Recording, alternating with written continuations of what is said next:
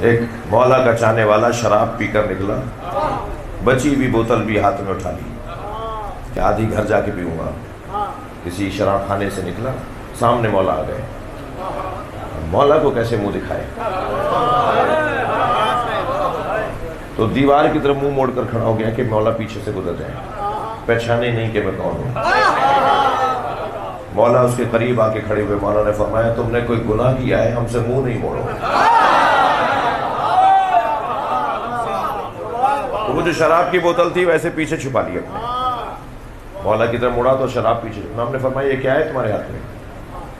کہنے لگا سرکہ ہے۔ جھوٹ بول دیا، یہ رسوا ہو رہا ہے نا۔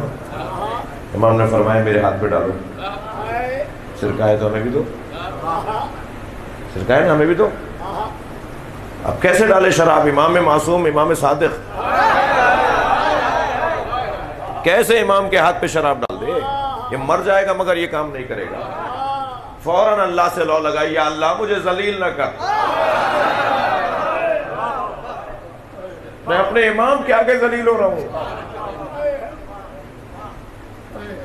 جیسے تار جڑا نا اللہ سے، جیسے رابطہ ہوا، فوراً امام نے فرمایا جو تیرے ہاتھ میں ہے وہ سرکہ ہے، ہم کہہ رہے ہیں سرکہ ہے۔